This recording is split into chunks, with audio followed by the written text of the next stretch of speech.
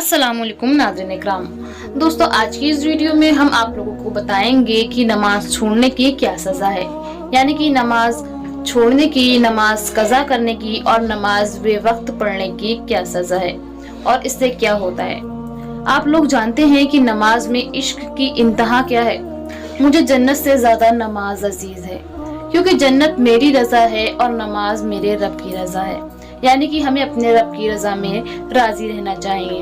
तो प्यारे दोस्तों, आप लोग जानते ही हैं या फिर नहीं जानते हैं तो अब लाजमी जान जाएंगे कि फज्र की नमाज छोड़ने से चेहरे की रौनक खत्म हो जाती है और जोहर की नमाज छोड़ने से रिस्क की बरकत खत्म हो जाती है और असर की नमाज छोड़ने से तंदुरुस्ती खत्म हो जाती है।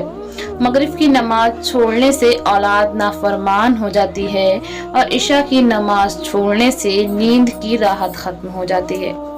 यानी कि जब हम फज्र की नमाज पढ़ते हैं तो अल्लाह रब्बुल इज़्ज़त हमारे चेहरे पे रौनक यानी कि नूर की बारिश फरमा देता है, और जब हम जोहर की नमाज पढ़ते हैं तो उसके बदले अल्लाह रब्बुल इज़्ज़त हमें रिस्क अता करता है। इतना रिस्क अता करता है कि कभी भी रिस्क में हमारी कमी या तंगी नहीं आ सकती।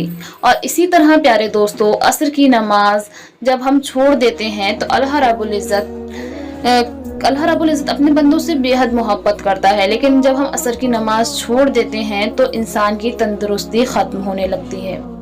इसी तरह मगरिब की नमाज छोड़ने से औलाद नाफरमान इसलिए हो जाती है क्योंकि जब हम मगरिब की नमाज नहीं पढ़ रहे हैं, जब हम अल्लाह की नाफरमानी कर रहे हैं तो हमारी भी औलाद नाफरमान हो जाएगी।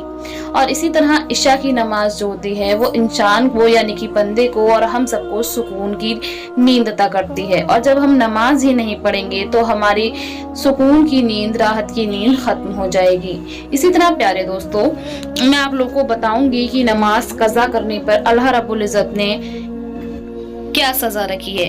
अल्लाह रब्बुल इज़्ज़त बेशक हम लोगों से बेहद मोहब्बत करता है, और दोस्तों इसके बदले में हम लोग अपनी आखिरत की फिक्र ही नहीं करते। यानी कि इस दुनिया में हम इतना गुम हो चुके हैं, हमें अपनी आखिर की फिक्र ही नहीं है। तो दोस्तों, नमाज बेवक्त पढ़ने की क्या सजा है। क्या आज आपने कोई नमाज कज़ा की है, यानी पढ़ तो ली है लेकिन बेवक्त? तो आइए मैं आपको बताऊं कि नमाज करके यानी कि नमाज कज़ा करके पढ़ना कितना बड़ा गुनाह है और इसका क्या अज़ाब है। हमारे प्यारे महबूब नबी अकरम सल्लल्लाहु अलैहि वसल्लम का प्यारा प्यारा इरशाद है कि जिसका मफ़हूम ये है कि जो मुसलमान एक नमाज कज़ा करके अल्लाह ताला उसे हक़ जहन्नम में डालेगा, यानी कि जो एक नमाज कज़ा करता है, एक नमाज कज़ा करके पढ़ता है तो अल्लाह रब्बुल इज़्ज़त एक हक़ उसको जहन्नम में डाल देगा। एक हक़ जो होता है वो 2,88,00,000 साल के बराबर है।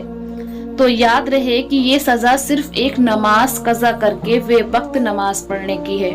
और अब आप खुद ही देखिए कि कितनी नमाजें हमने कज़ा करके पढ़ी हैं और हम कितनी सज़ाओं के मुस्तहिक हैं। और जो नमाज पढ़ता ही नहीं, खुद ही अपनी सज़ा का हिसाब बना ले। आइए आज से तौबा करें और अहद करें कि कोई नमाज कज़ा नहीं करेंगे।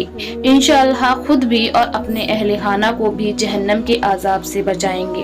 प्यारे दोस्तों, आप लोग तो जानते ही होंगे कि इब्लीस सबसे ज़्यादा इल्म इब्लीस के पास था। हज़रत आदम अलैहिस्सलाम को इब्लीस ने एक सजदा नहीं किया था, तो अल्लाह रब्बुल इज़्ज़त ने ता क़यामत के लिए उस पर लानत भेज दी और अल्लाह रब्बुल इज़्ज़त उससे नाराज हो गया। तो जरा सोचिए प्यारे दोस्तों, उसने सिर्फ एक सजदा नहीं किया था। और प्यारे दोस्तों, हम तो अल्लाह रब्बुल इज़्ज़त को ही सजदा नहीं करते। उसने सिर्फ आदम अलैहिस्सलाम को सजदा नहीं किया था तो अल्लाह रब्बुल इज़्ज़त ने उसे इतनी बड़ी सजा दी थी। तो जरा आप सोचिए कि आप अल्लाह को ही सजदा नहीं कर रहे हैं तो आप कितने बड़े गुनहगार हैं। तो प्यारे दोस्तों, बेहतर यही है कि आप याद रखें कि आप किसकी उम्मती हैं और अल्लाह से तौबा करें।